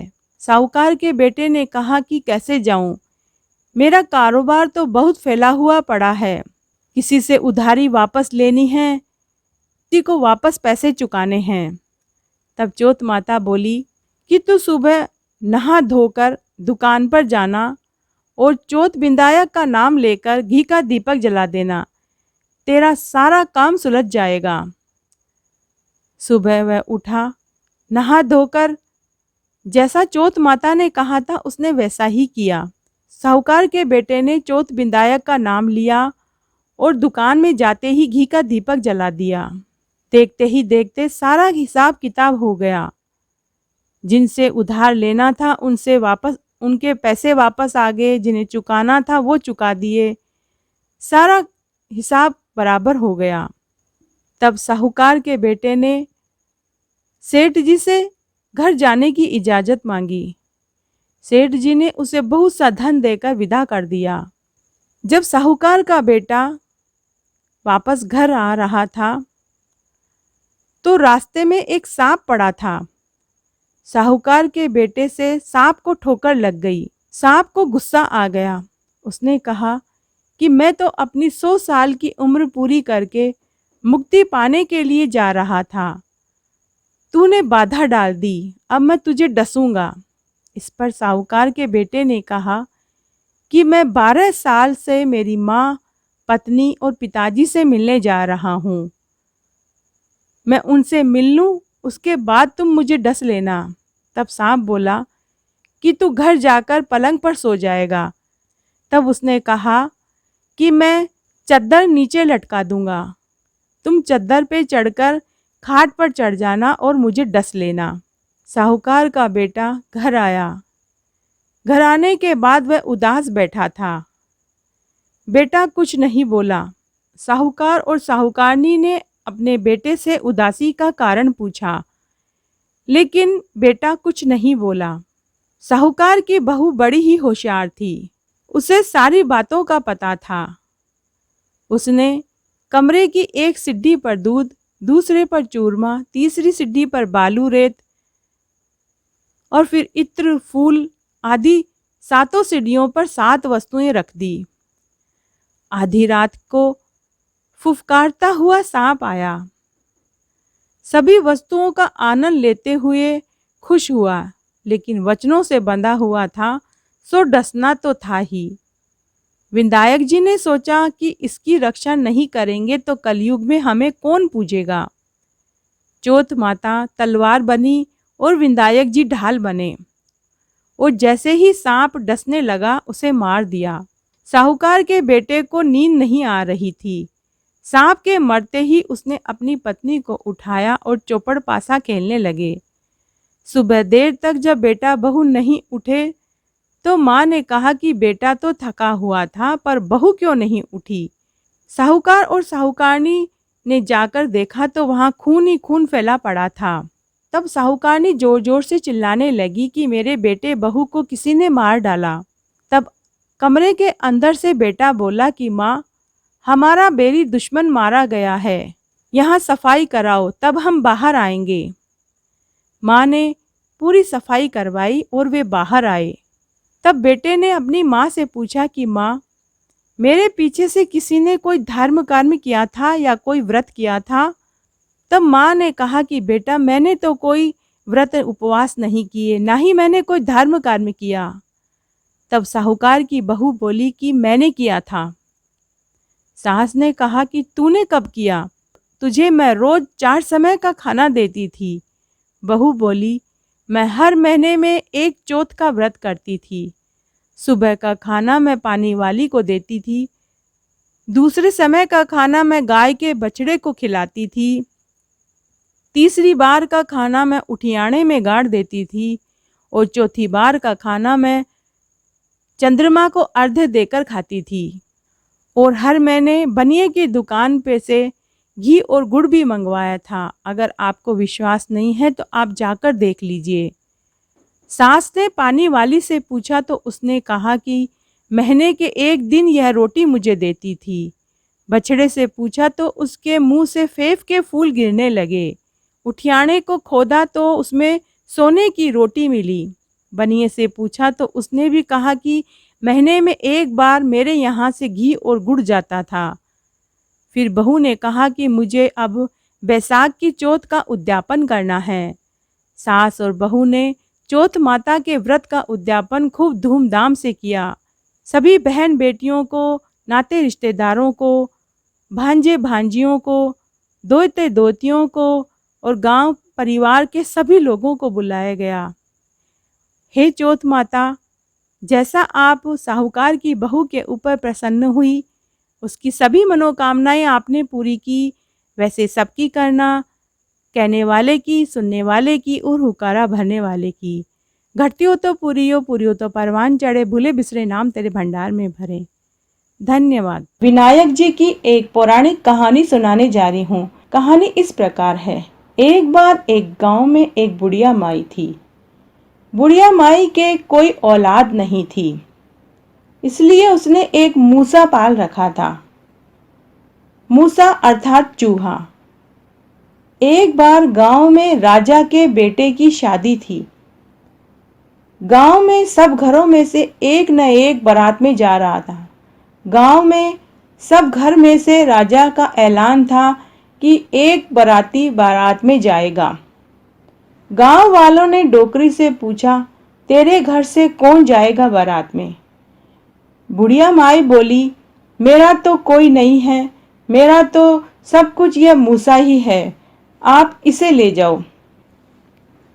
बारात दूसरे गांव में गई। सभी बाराती नहा धोकर तैयार हो रहे थे। मूसा भी अपनी खोली खोल के नहाने लगा। उसके ऊपर किसी का ध्यान नहीं गया, परंतु महल में से दुल्हन देख रही थी। खोली खोलते ही वह चूहा साक्षात गणेश जी के रूप में बदल गया। दुल्हन ने सब कुछ देख लिया। शाम को फेरों में बैठने के लिए दुल्हन को बुलाया गया तो वह अड़ गई। उसने राजा के लड़के से शादी करने से इनकार कर दिया। सबने बहुत समझाया कि शादी तय हो चुकी है, वरमाला हो चुकी है, अब तो फेरे पड़ने बाकी हैं। लेकिन दुल्हन ने कहा कि मैं राजा के लड़के से शादी नहीं करूंगी। सबने कहा कि फिर तुम्हें किससे शादी करनी है? तब उसने कहा कि बारात में जो वो चूहा आया है, मैं उस चूहे के साथ शादी करूंगी। दुल्हन के माता पिता ने बहुत समझाया, बेटी अपनी किस्मत पर क्यों लात मार रही हो? राजा के बेटे को छोड़कर क्यों चूहे से शादी करना चाहती हो? परंतु वो नहीं मानी। राजा की बारात नाराज होकर वापस गांव चली गई और बाराती भी सारे वापस चले गए। तब दुल्हन की शादी चूहे के साथ करवा दी गई। उधर गांव में पूरी बारात को वापस आया देखा तो बुढ़िया बोली, अरे भाई, सारे बाराती आ गए, मेरा चूहा क्यों नहीं आया? सबने ताना मारा, अरे बुढ़िया, तेरा चूहा तो दुल्हन लेकर आएगा, दुल्हन की स्वागत की तैयारी कर, तेरा बेटा तो एक राजकुमारी को लेकर आ रहा है। और बुढ़िया को पूरी बात बताई। बुढ़िया स्वागत की तैयारी करने लगी। उधर राजा ने अपनी बेटी की शादी चूहे के साथ करवा दी। साथ ही खूब सारा दहेज, लाव लश्कर, घोड़ा गाड़ी, नौकर चाकर सब भेजे। अब बुढ़िया अपने बहू के स्वागत की तैयारी में थी। जैसे ही चूहा दुल्हन लेकर घर आया, खूब आव भगत के साथ बुढ़िया ने अपनी बहू को घर के अंदर लिया। गांव की महिलाओं से मंगल गीत गवाए गए। बुढ़िया ने पूरे गांव में लड्डू बंटवाए। बुढ़िया सोची, मेरे तो कोई नहीं था, चूहे के साथ बहू भी आ गई, धन दौलत भी आ गए, लाव लश्कर घोड़े गाड़ी भी आ गई और मेरी इज्जत भी बढ़ गई। रात हुई, बुढ़िया ने बहू से कहा कि बहू, तुम मेरे पास सो जाओ। बहू बोली कि नहीं, मेरी शादी चूहे से हुई है तो मैं तो उनके साथ ही सोऊंगी। इस तरह कई दिन निकल गए। फिर एक दिन बहू ने सोचा कि क्यों न मैं अपनी सास को भी गणेश जी के दर्शन करवा दूं, इन्हें तो कुछ पता भी नहीं है। तो उसने अपनी सास को कहा कि माताजी, आज जब आपका बेटा मूसा नहाने जाए तब आप उनकी खोली को जला देना। सास ने कहा कि नहीं बहू, ये तो गलत होगा, मेरा मूसा नाराज हो जाएगा। लेकिन बहू ने कहा कि सासू माँ, जैसा मैं कहती हूँ वैसा करो। फिर उस दिन जैसे ही चूहा नहाने गया, बुढ़िया माँ ने मूसे की खोली को जला दिया। जब चूहा नहा चुका तो उसने अपनी खोली उसे दिखाई नहीं दी, तो उसने अंदर से खोली मांगी। तब बहू ने कहा कि आप अपनी माँ को भी दर्शन क्यों नहीं दे देते हैं। उस दिन मूसा बिना खोली के बाहर आया और बुढ़िया ने साक्षात गणेश भगवान के दर्शन किए। तो हे गणेश भगवान, जैसे आप उस बुढ़िया माई और राजकुमारी के ऊपर प्रसन्न हुए, वैसे सबके ऊपर होना, कहने वाले को, सुनने वाले को और हुकारा भरने वाले को। आस माई की कथा। एक बार एक राजा के एक लड़का था। वह लाड़ और प्यार के कारण मनमानी करने लगा था। वह अक्सर पनघट पर से पानी लाने वाली पनिहारियों की मटकियों को फोड़ देता था। पनिहारियों ने जाकर राजा से इसकी शिकायत की। राजा ने पनिहारियों से कहा कि वो मिट्टी के कलश की जगह पीतल के कलश में पानी लेकर आवें। गांव की सभी स्त्रियों ने पीतल और तांबे के घड़े में पानी लाना शुरू कर दिया, किंतु राजकुमार की शैतानियां बढ़ती ही जा रही थी। अब वो उनकी मटकियों को फोड़ने की बजाय उनसे बर्तनों को छीनकर सारा पानी उड़ेल देता था और बर्तनों को भूमि पर फेंक देता था। जब पनिहारियों ने वापस राजा से इसकी शिकायत की तो राजा को बहुत क्रोध आया। उसने अपने पुत्र को देश निकाला दे दिया। राजकुमार घोड़े पर बैठकर जंगल की ओर चला गया। रास्ते में उसे 4 बुढ़ी औरतें मिली। तभी राजकुमार का चाबुक नीचे गिर गया। उसने घोड़े से उतरकर चाबुक उठाया तो उन चारों बुढ़ी औरतों ने समझा कि वह उनको प्रणाम कर रहा है। नजदीक पहुंचने पर चारों बुढ़ी औरतों ने राजकुमार से पूछा कि तुमने कौन सी बुढ़िया को प्रणाम किया। इस पर राजकुमार ने चौथी बुढ़िया जो आसमाई थी उसकी ओर इशारा करके कहा कि मैंने इनको प्रणाम किया है। इस पर आसमाई बहुत प्रसन्न हुई और आसमाई ने उसे 4 कौड़ियाँ देकर आशीर्वाद दिया कि जब तक ये कौड़ियाँ तुम्हारे पास रहेगी तुम्हें कोई हरा नहीं सकेगा, सभी कार्यों में तुम्हें जीत ही मिलेगी। आसमाई देवी का आशीर्वाद पाकर राजकुमार आगे चल दिया। आगे वह एक देश की राजधानी में पहुंचा। वहां का राजा जुआ खेलने में बड़ा ही होशियार था। उसे कोई भी जुआ खेलने में नहीं हरा सकता था। जब राजकुमार को पता लगा कि यहाँ का राजा जुए में बहुत होशियार है और आज तक उसको किसी ने जुए में नहीं हराया है, तब राजकुमार ने वहाँ के राजा को चुनौती दे डाली। उस राजधानी के राजा ने राजकुमार को महल में बुलवाया और कहा, अगर मैं हार गया तो मैं अपना सारा राजपाट तुम्हें दे दूंगा और साथ ही मेरी लड़की से भी तुम्हारी शादी करवा दूंगा, और अगर मैं जीत गया तो मैं तुम्हें अपने कारागार में बंदी बना लूंगा। राजकुमार ने शर्त कबूल कर ली। उस देश के राजा और राजकुमार ने जुआ खेलनी शुरू करी। आसमाई की कौड़ी की वजह से राजकुमार की जीत हुई और राजा हार गया। राजा को अपनी शर्त के मुताबिक अपना सारा राजपाट राजकुमार को देना पड़ा, साथ ही अपनी लड़की से भी खुशी खुशी राजकुमार की शादी कर दी। राजकुमारी बहुत ही शीलवान और सदाचारिणी थी। महल में सास और ननद के अभाव में वह कपड़े की गुड़ियों द्वारा सास और ननद की परिकल्पना करती थी और चरणों को आंचल पसार कर छूती और आशीर्वाद लेती थी। एक दिन यह सब करते हुए राजकुमार ने उसे देख लिया और पूछा कि तुम यह क्या करती हो। राजकुमारी ने कहा कि मुझे सास और ननद की सेवा करने की बहुत इच्छा है, परंतु सास और ननद न होने से मैंने कपड़े की गुड़िया को सास और ननद का दर्जा दिया है और मैं उन्हीं के पांव छूकर उनसे आशीर्वाद लेती हूँ। इस पर राजकुमार ने कहा कि तुम्हें कपड़े की गुड़िया बनाकर सास और ननद बनाने की ज़रूरत नहीं है। मेरी माँ और मेरी बहन अभी जिंदा है और उसने अपने ससुर से अपने देश जाने की अनुमति मांगी। उस देश के राजा ने बहुत सा धन और लाव लश्कर देकर अपने जवाई और बेटी को विदा कर दिया। राजकुमार खूब सारी सेना और धन दौलत लेकर घर की ओर चल पड़ा। जब वह अपने देश में पहुंचा और उसे पता चला कि उसके माता पिता निरंतर उसके लिए रोते रहते थे तो वो अंधे हो गए हैं। पुत्र का समाचार पाकर राजा रानी बहुत खुश हुए और खुशी से उनकी आंखों की रोशनी वापस लौट आई। महल में प्रवेश करने पर बहू ने सास के चरण स्पर्श किए। सास के आशीर्वाद से कुछ ही दिनों बाद उनके यहाँ एक सुंदर बालक का जन्म हुआ।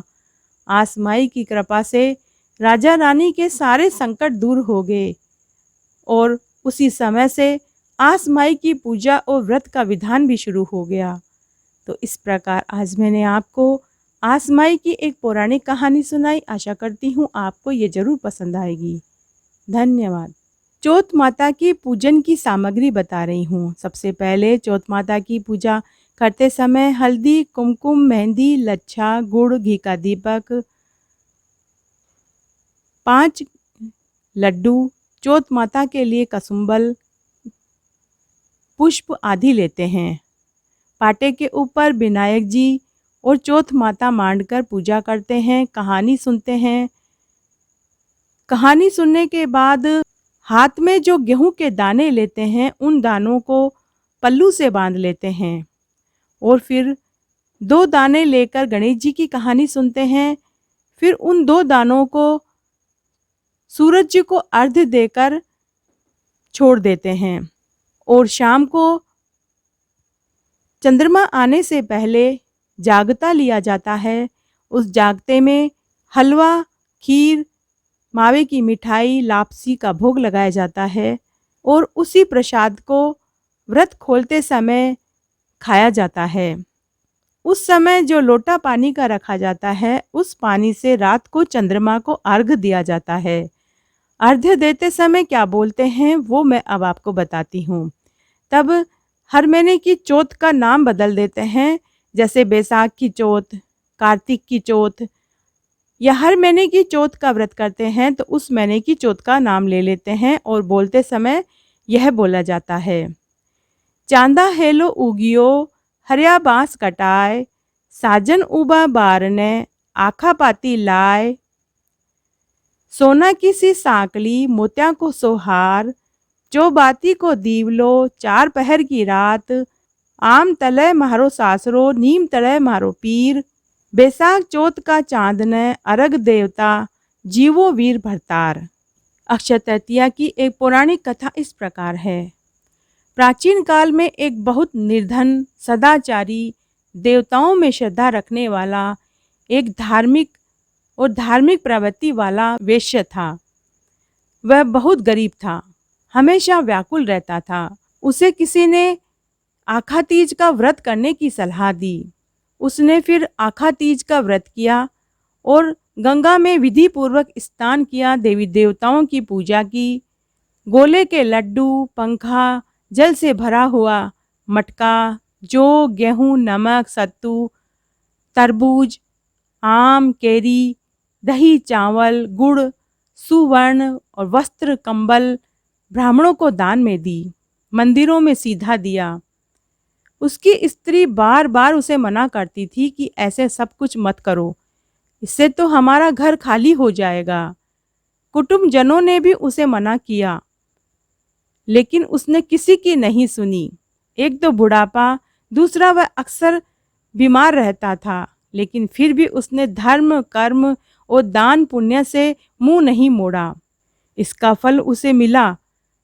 यही वेश्य अगले जन्म में कुशावती का राजा बना। अक्षय तृतीया के प्रभाव से वह बड़ा धनी और प्रतापी राजा हुआ।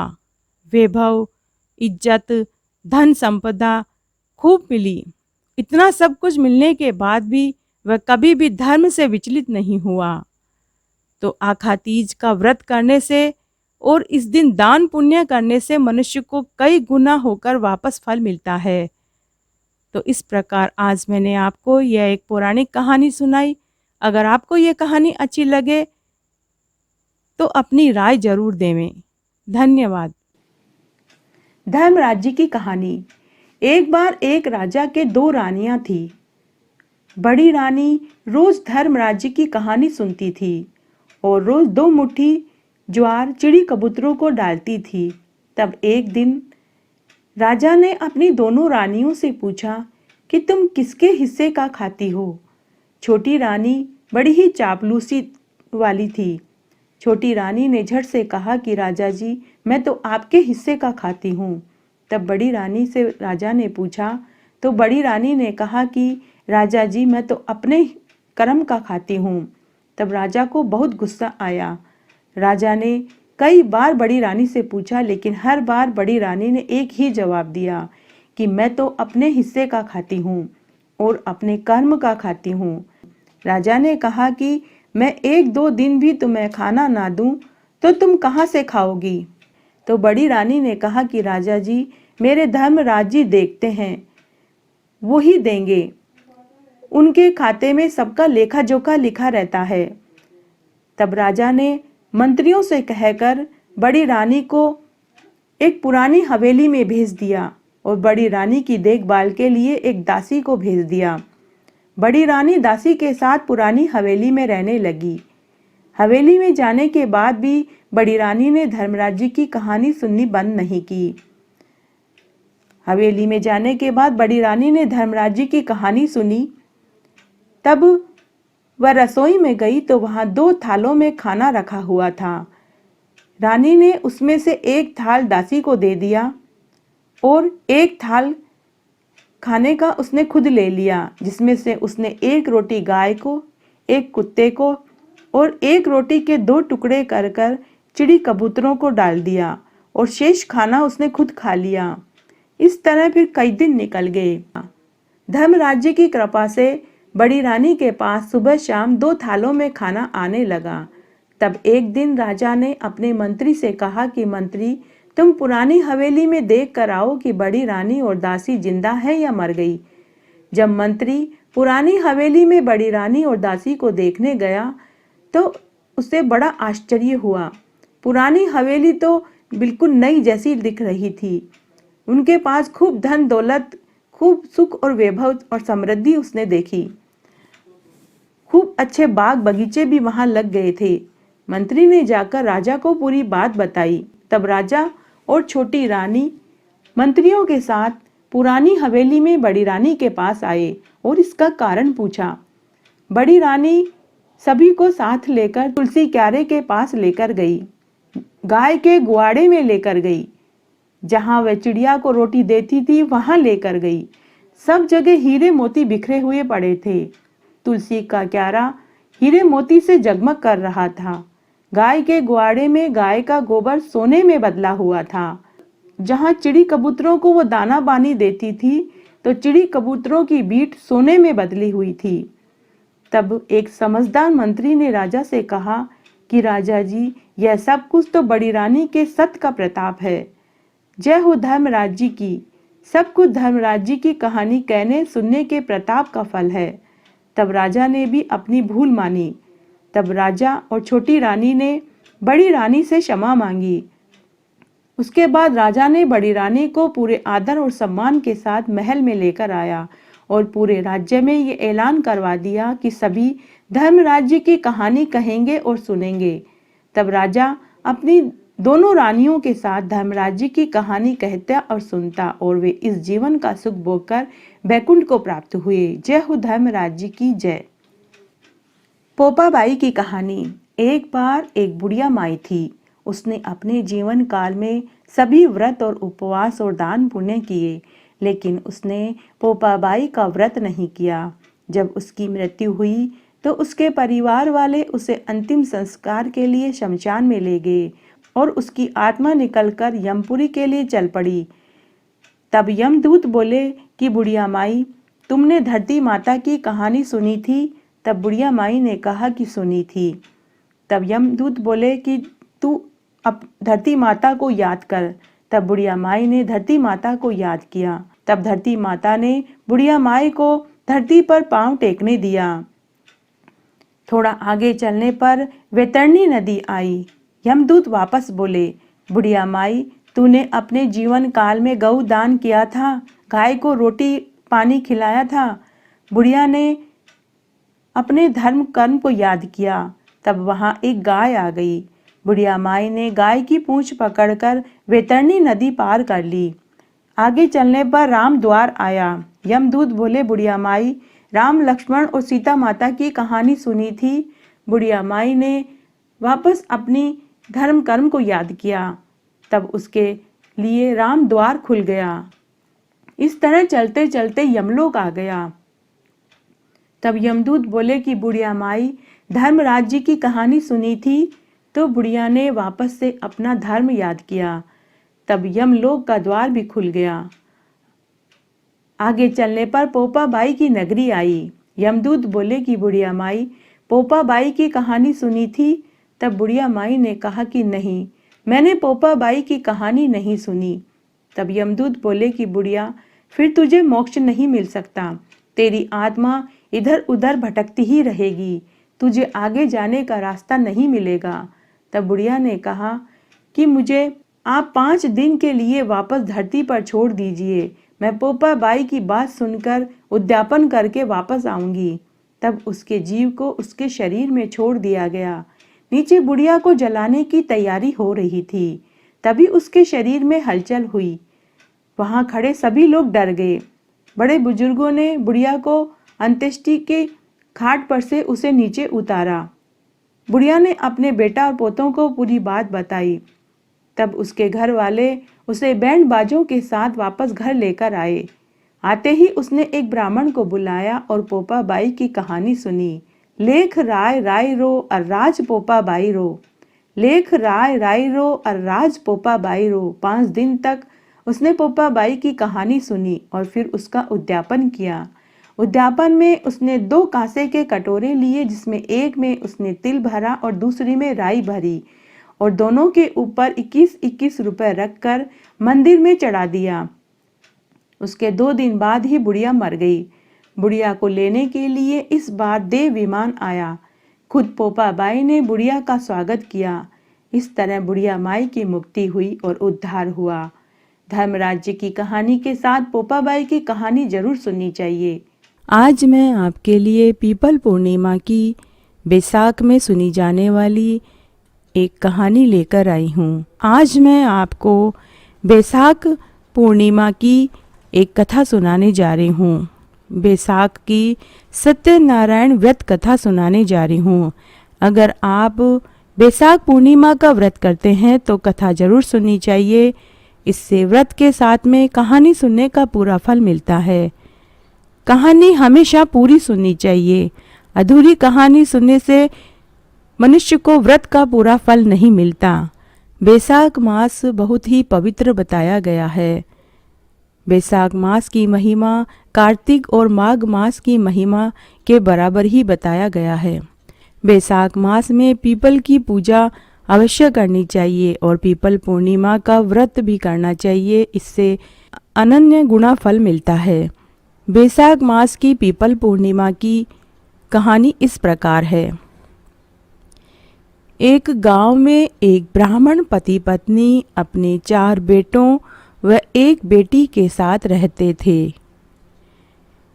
बेटी जब थोड़ी समझदार हुई तो उसने अपनी दादी को भगवान सत्यनारायण भगवान की पूजा और व्रत करते हुए देखा, तो दादी से व्रत की महिमा भी जानी। जब वह थोड़ी समझदार हुई तो उसने भी हर पूर्णिमा का व्रत करना शुरू कर दिया। पोती का नाम सावित्री था। जब सावित्री 13-14 वर्ष की हुई तो दादी का देवलोक गमन हो गया। ब्राह्मण पति पत्नी अपनी कुलदेवी के सिवा किसी की पूजा पाठ नहीं करते थे, लेकिन सावित्री ने दादी के बताए अनुसार हर पूर्णिमा का व्रत और पूजा करती रही। जब सावित्री विवाह लायक हुई तो ब्राह्मण पति पत्नी को बेटी के विवाह की चिंता सताने लगी। ब्राह्मणी अक्सर बीमार रहती थी। घर का चूल्हा चौका और घर के अंदर और बाहर के सारे काम सावित्री किया करती थी। सावित्री अपने 4 भाइयों में बड़ी थी। ब्राह्मणी ने अपने पति से कहा कि सुनो जी, मैं सावित्री का कन्यादान करके ही मरना चाहती हूँ। आप जल्दी से जल्दी इसके लिए घर वर तलाश करो। तब ब्राह्मण ने कहा कि भाग्यवान, तुम जरूर अपनी बेटी का कन्यादान करोगी, तुम्हें कुछ नहीं होगा। तब एक दिन ब्राह्मण ने अपने 4 बेटों को अपने पास बुलवाया और कहा कि मेरे पुत्रों, तुम्हारी माँ की इच्छा है कि सावित्री के हाथ पीले कर देवें। तुम्हारी बहन विवाह लायक हो गई है, इसलिए तुम 4 अलग अलग दिशा में जाओ और सावित्री के लिए अच्छा घर वर तलाश करो और उसका लगन पक्का करके आओ। पिता की आज्ञा लेकर 4 भाई अलग अलग दिशा में चल दिए, लेकिन कोई भी शादी के लिए तैयार नहीं हुआ। शाम तक 4 भाई निराश होकर घर लौट आए और 4 ने अपने पिता से कहा कि पिताजी, कोई भी परिवार वाले विवाह करने के लिए तैयार नहीं हैं। जब ब्राह्मण को इस बात का पता चला तो बहुत दुखी हो गया। तब ब्राह्मण ने अपनी कुल देवी की आराधना की अखंड दीपक जलाया और कुल देवी से प्रार्थना करने लगा कि हे कुल देवी, मेरी बेटी से कोई लड़का शादी के लिए तैयार नहीं हो रहा है। हे देवी माँ, मेरे कुल की लाज आपके हाथों में है। मेरी पत्नी अक्सर बीमार रहती है। उसकी अंतिम इच्छा बेटी का कन्यादान करने की है। उसकी इच्छा बेटी के फेरे देखने की है। हे कुल देवी माँ, अब आप ही कोई चमत्कार दिखाइए। इस तरह कई दिन बीत गए। तब एक रात्रि को जब ब्राह्मण सो रहा था तो स्वप्न में कुलदेवी के दूत आए और बोले, अरे ब्राह्मण, हमें देवी माँ ने भेजा है। हम देवी के दूत हैं। स्वप्न में ही ब्राह्मण हाथ जोड़कर बोला कि देवी का मेरे लिए क्या आदेश है।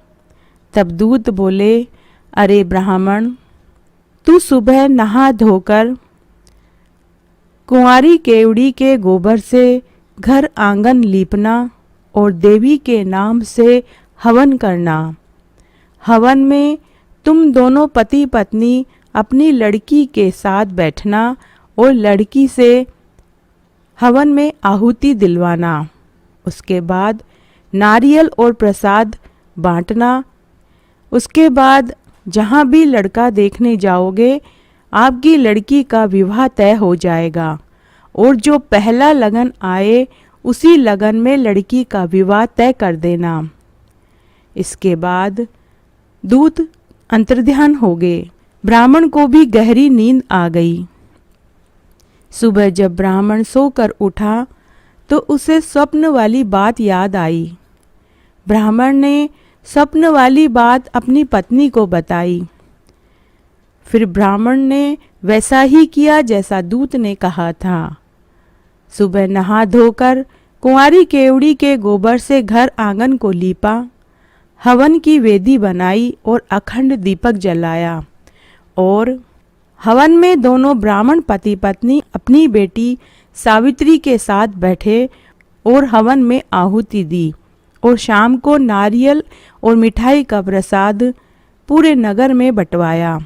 दूसरे दिन ब्राह्मण ने वापस अपने चारों पुत्रों को बुलाया और कहा कि चारों दिशाओं में सावित्री के लिए रिश्ता ढूंढने जाओ।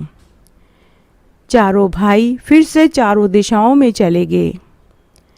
बड़ा भाई सबसे पहले उत्तर दिशा में गया और वहाँ विष्णुदत्त नाम के पंडित से अपनी बहन का रिश्ता मांगा। विष्णुदत्त पंडित जी ने अपने पुत्र के लिए उनकी बहन का रिश्ता स्वीकार कर लिया। तब बड़े भाई ने 101 रुपए और नारियल देकर रिश्ता पक्का कर दिया और जो पहला लगन आया उसी का विवाह पत्रिका मंडवा दी। पहला विवाह का मुहूर्त पीपल पूर्णिमा का अबूझ सावा पड़ रहा था तो उसी दिन विवाह होना तय कर दिया। बड़ा भाई खुशी खुशी घर की ओर लौट पड़ा।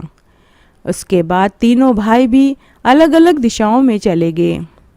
तीनों भाइयों ने भी अपनी बहन के लिए रिश्ता तलाश करना शुरू किया और अब की बार वे जहाँ भी गए सभी ने विवाह प्रस्ताव स्वीकार कर लिया। तीनों भाइयों ने भी अलग अलग जगह 101 रुपए और नारियल देकर अपनी बहन का रिश्ता पक्का कर दिया और उन्होंने भी पहला लगन पीपल पूर्णिमा का पड़ रहा था तो उसी दिन लगन पत्रिका मंडवा दी और विवाह तय कर दिया और तीनों भाई भी खुशी खुशी घर की ओर चल पड़े। चारों भाइयों ने घर आकर खुशी का समाचार सुनाया तो ब्राह्मण और ब्राह्मणी का माथा ठनक गया। ब्राह्मण सिर पकड़कर बैठ गया और बोला कि हे भगवान, ये क्या हो गया। हमारी बेटी से विवाह करने 4 दूल्हे आएंगे, हमारे घर 4 बारातें आएंगी, हमारी तो इज्जत धूल में मिल जाएगी। दोनों ब्राह्मण और ब्राह्मणी का रो रो के बुरा हाल हो गया कि किसे अपनी बेटी सौंपें, किसको मना करें। जब सावित्री ने अपने माता पिता और भाइयों को दुखी देखा तो पूरी बात पूछी। माता पिता ने सावित्री को पूरी बात बताई। की बेटी, जब पहले तेरे चारों भाई तेरे विवाह के लिए रिश्ता ढूंढने गए तब किसी ने भी हाँ नहीं की, लेकिन इस बार तेरे चारों भाई चारों दिशाओं में तेरे लिए घरवर तलाश करने गए तो चारों भाई ही तेरे लिए रिश्ता तय करके आ गए हैं और चारों ने ही इस पीपल पूर्णिमा को तेरा लगन पक्का कर दिया है। अब हमारे घर 4-4 दूल्हे बारात लेकर आएंगे। मेरी पगड़ी तो उछाल दी भगवान ने, मुझे तो जिंदा रहने का भी हक नहीं है। पूरी नगरी में सभी हमारे ऊपर थू थू करेंगे। अब हम किसको मना करें और किसके साथ तेरा विवाह करें, यह सोचकर ही हम दुखी हो रहे हैं। तब सावित्री बोली, माँ पिताजी आप चिंता मत कीजिए, सब सही होगा, भगवान सत्यदेव ही हमारी मदद करेंगे। शादी के जब 2-3 दिन शेष रह गए तब सावित्री ने भगवान सत्यदेव की तस्वीर के सामने हाथ जोड़कर प्रार्थना की और हाथ में जल लेकर प्रण किया कि हे सत्यदेव, जब से होश संभाला है तभी से नियम से मैं आपकी पूजा और व्रत कर रही हूँ। अब आप ही मेरी मदद कीजिए। जो लड़का मेरे लिए आपने विवाह के लिए सोचा है, जिसके साथ आपने मेरी जोड़ी बनाई है, केवल वही मेरे यहाँ बारात लेकर आए। मैं आज से शादी होने तक अन्न और जल छोड़ रही हूँ। मैं अन्न और जल तभी पीऊंगी जब ये सारा काम सही सही निमट जाएगा। सब आपको ही देखना है। उधर सावित्री के माता पिता भी कुलदेवी का आह्वान करने के लिए बैठ गए कि हे कुलदेवी, आपके कहे अनुसार ही मैंने सब किया। मेरी लड़की की शादी भी तय हो गई, लेकिन 4-4 जगह रिश्ता तय हुआ है। मेरे घर के दरवाजे पर 4-4 बारातें आएंगी। हे कुलदेवी, मेरे कुल की लाज अब आपके हाथ में ही है। उसी रात्रि को कुलदेवी ने ब्राह्मण को स्वप्न में दर्शन देकर कहा कि अरे ब्राह्मण, सो रहा है या जाग रहा है। ब्राह्मण ने कुलदेवी को प्रणाम किया और बोला कि हे माँ, एक बेटी का पिता कैसे सो सकता है। तब कुलदेवी ने कहा कि अरे ब्राह्मण, तेरी गलती से ही तेरी बेटी का विवाह 4 लड़कों के साथ तय हुआ है। तूने अपने चारों पुत्रों को चारों दिशाओं में लगन तय करने के लिए भेज दिया।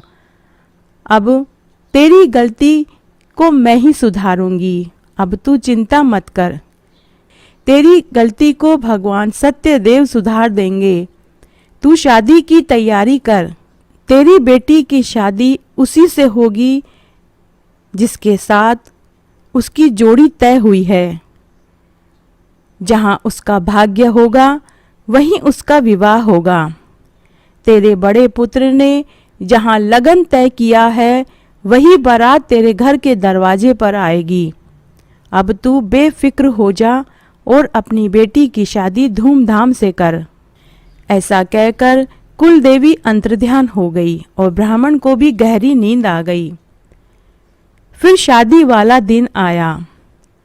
फिर भगवान सत्यदेव व कुलदेवी की कृपा से जब चारों बारातें तैयार होकर वधू के घर की ओर प्रस्थान करने लगी, उसी समय बहुत तेज आंधी, तूफान और बरसात शुरू हो गई। तेज तेज बिजलियां चमकने लगी। अचानक से सड़क पर नदी बहने लगी। 3 छोटे भाइयों ने जहां अपनी बहन का रिश्ता तय किया था, उनके रास्ते में अनेक कठिनाइयां आईं। एक आदमी डूब जाए इतना पानी सड़क पर बह रहा था।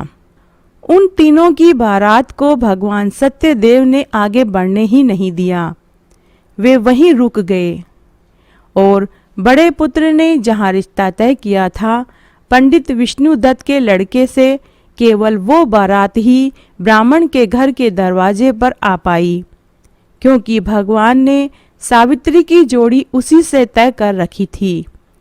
शादियां तो ऊपर पहले ही तय हो जाती हैं। फिर ब्राह्मण पति पत्नी ने अपनी बेटी की शादी धूमधाम से कर दी। भगवान सत्यदेव ने सावित्री को उसके व्रत का फल दिया। भगवान सत्यदेव ने सावित्री को स्वप्न में दर्शन देकर कहा कि हे पुत्री, तुझे तेरे व्रत का फल मिला है। पुत्री, तेरे ऊपर हमेशा मेरा आशीर्वाद रहेगा। तेरे जीवन में कभी कोई परेशानी नहीं आएगी। तू मेरे व्रत का उद्यापन कर देना। तेरा जीवन खुशमय और सफल रहेगा। शादी के साल भर बाद 2 जुड़वा पुत्र हुए। तब उसने अपने परिवार वालों के सहयोग से जलवा पूजन के समय ही पूर्णिमा के व्रत का उद्यापन भी कर दिया। भगवान सत्यदेव की कृपा से इस जीवन का सुख भोग कर मरने पर स्वर्ग को प्राप्त हुई। तो इस प्रकार आज मैंने आपको पीपल पूर्णिमा की एक पौराणिक कथा सुनाई। आशा करती हूँ आपको ये जरूर पसंद आएगी। अगर आपको बैसाख की सत्यनारायण पूर्णिमा व्रत की कथा अच्छी लगे तो कमेंट बॉक्स में जय हो सत्यदेव जरूर लिखें। धन्यवाद। आड़ी बाड़ी की कहानी। आड़ी बाड़ी सोनारी बाड़ी, जिमे बैठी कान कुंवारी काई पूजे, दशा माता की बाड़ी पूजे, दिहाड़ी बाड़ी की बाड़ी पूजे, गजानन भगवान की बाड़ी पूजे, सूरज भगवान की बाड़ी पूजे, विष्णु भगवान की बाड़ी पूजे, सत्यनारायण भगवान की बाड़ी पूजे, तुलसी माता की बाड़ी पूजे, मावस भगवान की बाड़ी पूजे, एकादशी माता की बाड़ी पूजे, पथवारी माता की बाड़ी पूजे, धर्मराज जी की बाड़ी पूजे, पोपाबाई की बाड़ी पूजे, राम लक्ष्मण सीता माता की बाड़ी पूजे, विश्राम भाव जी की बाड़ी पूजे, संतोषी माता की बाड़ी पूजे, 33 करोड़ देवी देवताओं की बाड़ी पूजे। बाड़ी पूजे से काई होवे, अन्न होवे, धन होवे, लाज होवे, लक्ष्मी होवे, लाभ होवे, रिद्धि होवे, सिद्धि होवे, साईं जी को साथ होवे, पुता को परिवार होवे, धोइता होवे, धोइता के लिए खीर खांड रांधे, पोता बहू के लिए राबड़ी रांधे, खाटी लागे राबड़ी, मीठी लागे खीर, चढ़ी चढ़ाई लेखी आई, गोरी ढूंढ बिंदायक, ढूंढना भरया भांडना, सोना का ढाकना, रिमता जिमता दूध से रांध्या, बहू परोसे सासू जी में, सासू परोसे बहू जी में, सासू खाट लिया बहू पाट लिया, मंदरिया मंदराली बात, गले टके का हार, आ बात कठे की है, अमूल्या की डाल की कहवे, सरोवर की पाल की कहवे, अन्न के आटे की कहवे, जल के लोटे की कहवे, तुलसी के क्यारे की कहवे, 4 भाई बहन की कहवे, जो मिले तो नगर नोता, नगर न बन पावे तो 12 मन का लाडू करे, 12 मन का लाडू न बन पावे तो 6 मन का लाडू करे, 6 मन का लाडू न बन पावे तो 1.5 मन का लाडू करे, 1.5 मन का लाडू न बन पावे तो 1 मन का लाडू करे, 1 मन का लाडू न बन पावे तो 12 महीने की बात लेकर 12 सेर का लाडू करे, 6 महीने की बात लेकर 6 सेर का लाडू करे, 12 सेर में 3 सेर गुड़, 3 सेर घी, 6 सेर आटा लेवे, 12 सेर का 12 लाडू करे, एक पानी की पनिहार की, एक रमता बालक की देवे, एक गाय का ग्वाला न देवे, एक सास की, एक बेटे की, एक बहू की, एक माँ की, एक बहन की, एक भाई की, एक पुरानी औरत, एक छाना की छनियार, एक दशा माता के धड़े, एक तुलसा के क्यारे में रखे, एक समय व्रत करे, खाओ जो कर्म को, पाठ जो धर्म को, या बात कहवे, खाटी मूली छाछ दे, गलोड़ी में घी दे, तलोड़ी में तेल दे, खाजा को फड़को दे, पापड़ को तड़को दे, जड़ूलो पूत दे, सासू जी को परसन दे, बहू को जीमण दे, दोरानी जेठानी खम्मा खम्मा करे, बोल बोलनी पाड़ोसन दे, तलिया गुणी गोबर दे, चोरनी आका नू आका चोरिया, थारा घर को धर्म थाने लागे, मारा घर को धर्म मने बढ़ाओ, पीपल पूजो पनोती भर भर, मोतिया को थाल, दुख दर्द कम करजो, राज पाट दीजो, उठो बहू बेटी, गिलो सुको कामण गाओ, कामण की आवे हाथ, स्त्री रो कूचो मर्द रो हाथ, गल मोतिया रो हार, 33 करोड़ देवी देवताओं ने मारा नमस्कार, उठो भाई तपसी, जीमो भाई लपसी, भाई को थान, भाभी को मान, थाना थाको वार्ता को फल, माना माँ की कहानी कथा और व्रत को फल। इस तरह यह कहानी कहते हैं। नरसिंह जयंती की पौराणिक कहानी। नरसिंह भगवान का अवतार सतयुग में हुआ था। हिरण्यकश्यप और हिरण्याक्ष 2 राक्षस थे।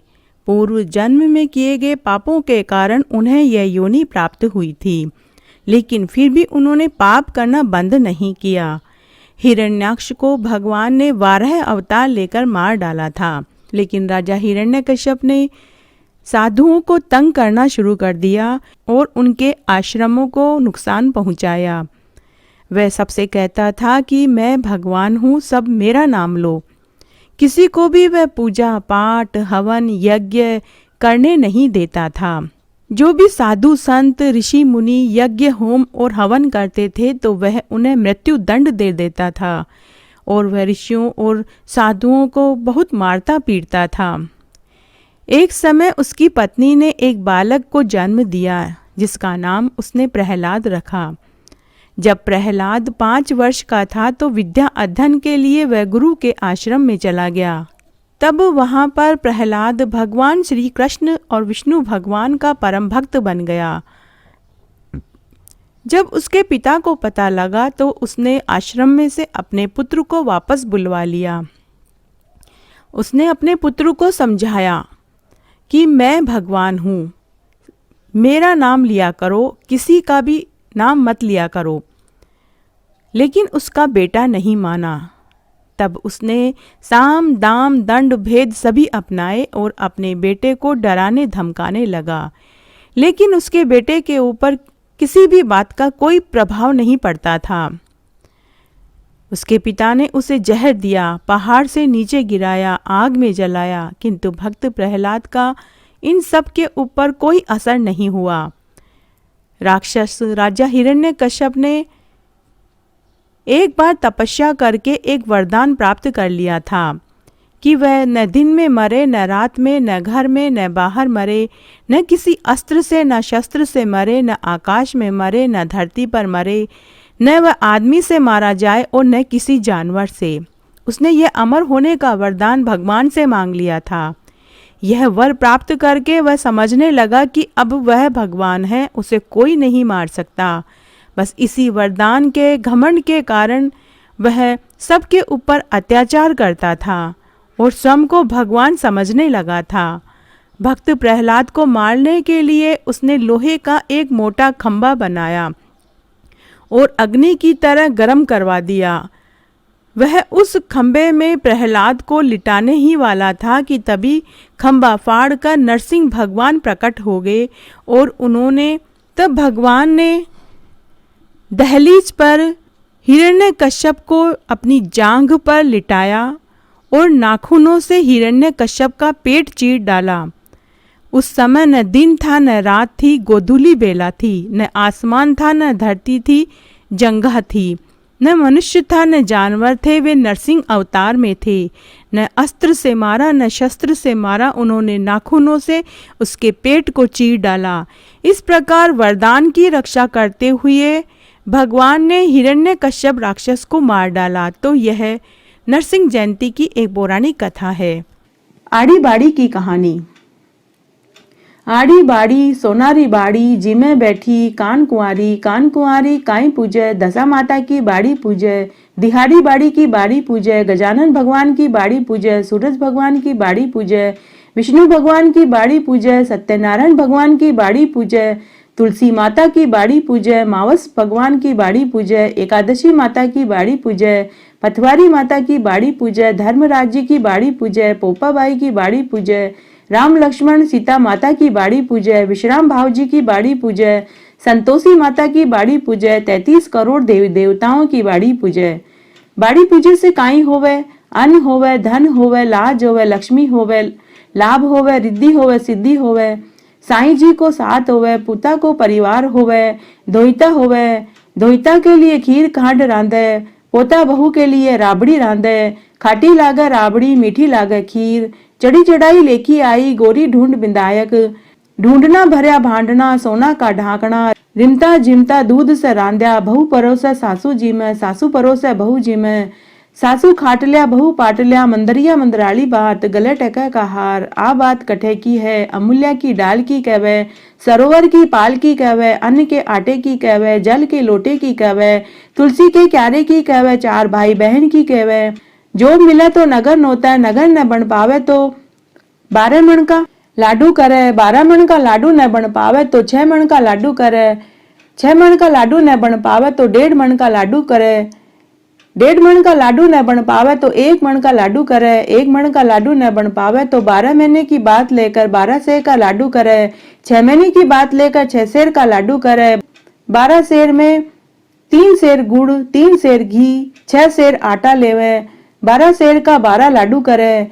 एक पानी की पनिहार की, एक रमता बालक की देवे, एक गाय का ग्वाला न देवे, एक सास की, एक बेटे की, एक बहू की, एक माँ की, एक बहन की, एक भाई की, एक पुरानी औरत, एक छाना की छनियार, एक दशा माता के धड़े, एक तुलसा के क्यारे में रखे, एक समय व्रत करे, खाओ जो कर्म को, पाठ जो धर्म को, या बात कहवे, खाटी मूली छाछ दे, गलोड़ी में घी दे, तलोड़ी में तेल दे, खाजा को फड़को दे, पापड़ को तड़को दे, जड़ूलो पूत दे, सासू जी को परसन दे, बहू को जीमण दे, दोरानी जेठानी खम्मा खम्मा करे, बोल बोलनी पाड़ोसन दे, तलिया गुणी गोबर दे, चोरनी आका नू आका चोरिया, थारा घर को धर्म थाने लागे, मारा घर को धर्म मने बढ़ाओ, पीपल पूजो पनोती भर भर, मोतिया को थाल, दुख दर्द कम करजो, राज पाट दीजो, उठो बहू बेटी, गिलो सूको कामण गाओ, कामण की आवे हाथ, स्त्री रो कूचो मर्द रो हाथ, गल मोतिया रो हार, 33 करोड़ देवी देवताओं ने मारा नमस्कार,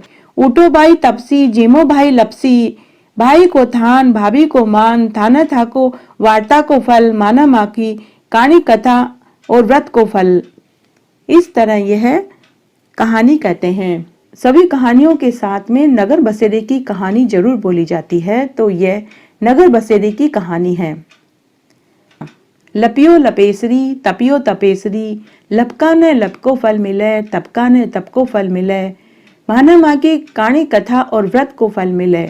नगर बसेरो जो करे मलमल धोवे पाप, ताता मांडा लापसी देसी मारी माँ देवन न मावसी देसी मारो द्वारका को नाथ, मीठा मीठा घास कृष्ण जी को साथ, बैकुंठा को वास, यो देसी मारो दीन बंधु दीनानाथ।